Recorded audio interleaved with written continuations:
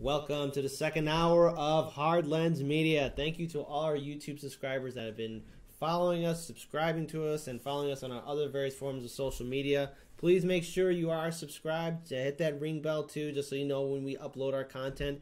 I'm joined here today with none other than Paul DuPont.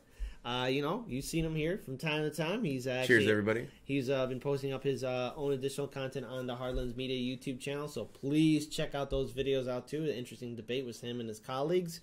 But we got a lot of stories to cover in this second hour, and I think it's very important that we lead it off. So, Paul, there's a situation involving around the Bernie Sanders campaign in 2016, right? And some allegations that have happened.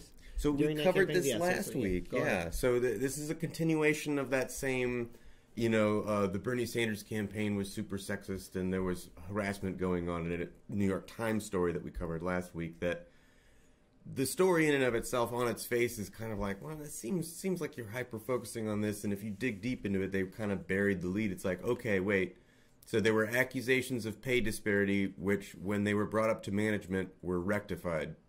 That's the giant scandal that you're bringing up. So this is an article that was written by one of the women who worked in the Bernie campaign, who basically noticed the New York Times story and essentially is saying, we brought this story to the attention of people not to smear the Bernie Sanders campaign because they believe in Bernie as a candidate. That's why they worked for the campaign. Mm-hmm. They brought it up to point out that there is a pervasive culture of sexism that exists still in the political sphere.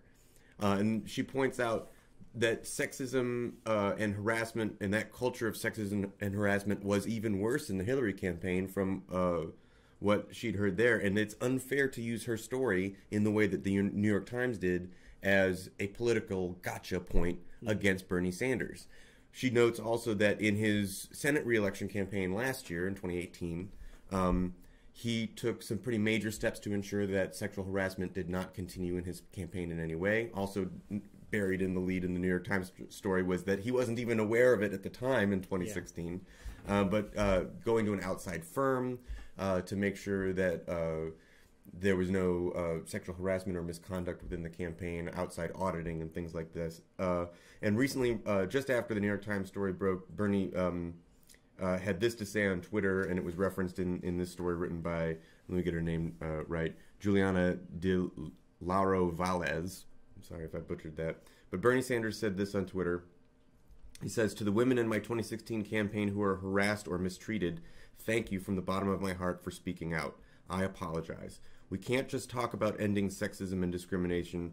It must be a reality in our daily lives. This was clearly not the case in 2016. Like, he's taking this seriously. Like, this is one of the things I think is really good, is that Bernie is not taking any of these smears lightly. Yeah. As much as they are smears, as much as they are disingenuous, he's just going to take them head on and be like, this is a thing. If you're concerned about this, we're aware of it.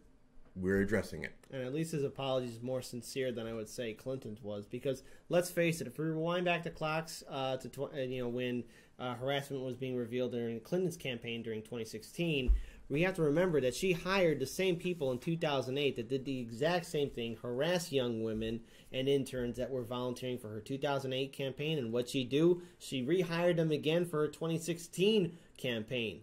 And not to mention, she took Harvey Weinstein's money and donations and other people's donations, even though the Clinton campaign was warned numerous times, especially about Harvey Weinstein, and how he has harassed women and actresses in Hollywood. But what did Clinton do, or at least what did her general campaign do? They turned a blind eye to it, or knowingly decided to just cover their ears, take the donation, and walk away. But here you have Senator Bernie Sanders, who's doing the exact opposite, who's actually really serious about this.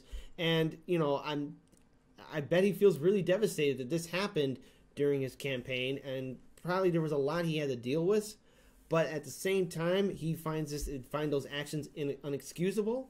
He's stepping up, apologizing, did a whole thing on social media. So I don't know what corporate media is trying to get out of this by just basically trying to embarrass him or trying to make him look or trying to make him become something that he is not.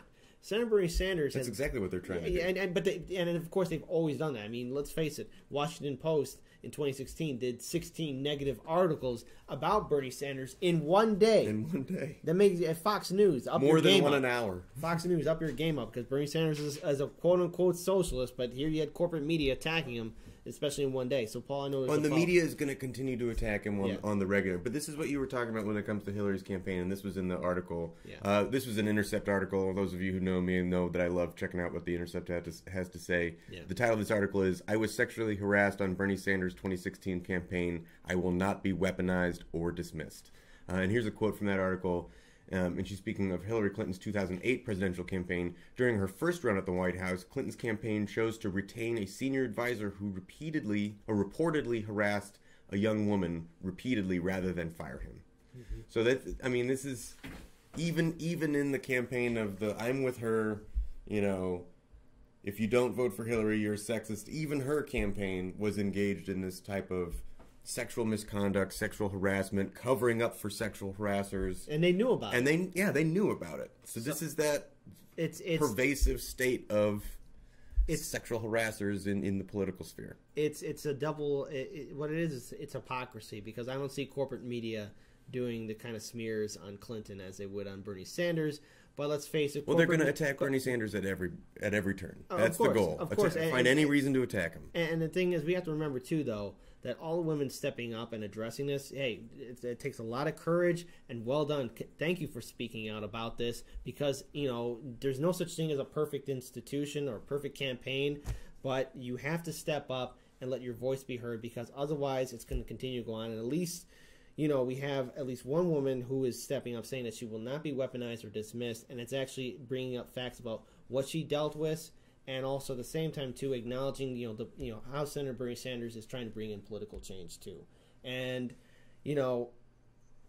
he's stepping up to it. But don't be surprised if there's going to be another article against Bernie Sanders that's going to smear him. I mean, we can expect it. It's either going to be tomorrow or next week, but it's corporate media 101, attack the candidate that doesn't fall in line with the establishment. And I feel like we have to talk about it, and we have to keep batting it down, because all of this, and I don't want it to be distracted. This is the hard balancing thing for us, is we need to sort of debunk this nonsense, but at the same time acknowledge that it is a distraction from the policies, right? And if we're going to talk about leaders, if we're going to elect people based on how they will govern and what their policy platforms are, this is nothing but a distraction. So it needs to be debunked, and debunked quickly. Yeah. Well said. Mm-hmm.